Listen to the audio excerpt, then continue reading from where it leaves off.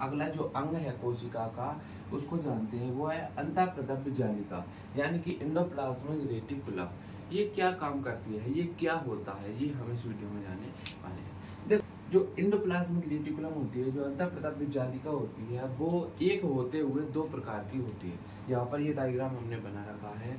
जो अंतःप्रदब्ध जालिका होती है, इसमें एक साइड की जो सतह है वो चिकनी होती है और दूसरी साइड की जो सतह है वो खुरदुरी होती है। और वो खुरदुरी क्यों होती है? क्योंकि उस पर राइबोसोम चिपका हुआ होता है।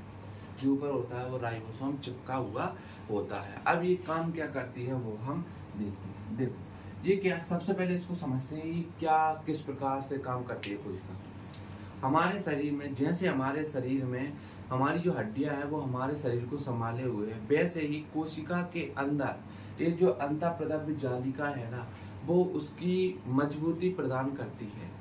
जो अंतःप्रदब्ध जालिका है वो कोशिका के अंदर उसको मजबूती प्रदान करती है, ताकि जो कोशिका है वो तचक ना जाए। ठीक है, तचक ना जाए। ठीक है, तो जो कोशिका के अंदर अंतःप्रदब्ध जालिका होती है वो आंतरिक कंकाल का काम करती है। ठीक है, उसको मजबूती प्रदान कर दी, एक तो बहुत ही अच्छे तरीके से रखना।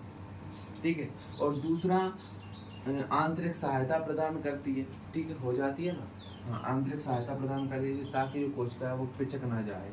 इसके अलावा अब इसमें और काम होते हैं, दो और काम होते हैं।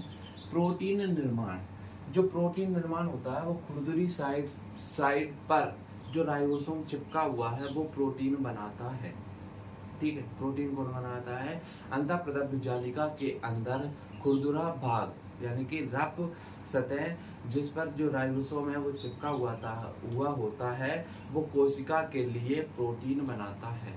ठीक है, और जो चिकनी सतह होती है, जो चिकनी सतह यहाँ से क्या बनता है? बसा बनता है। ठीक है, हमारी जो चर्बी है इसको आप देखो कितनी चिकनी होती है। तो ये बसा कौन बनाता है? जो हमारी कोशिकाएं हैं उनके अंदर जो अंतःप्रदब्ध जालिका है उसकी जो चिकनी सतह है वो बसा बनाती है। जो चर्बी कितनी चिकनी होती है, और जो रफ साइड है, खुरदुरी सतह, वो प्रोटीन का निर्माण करती है।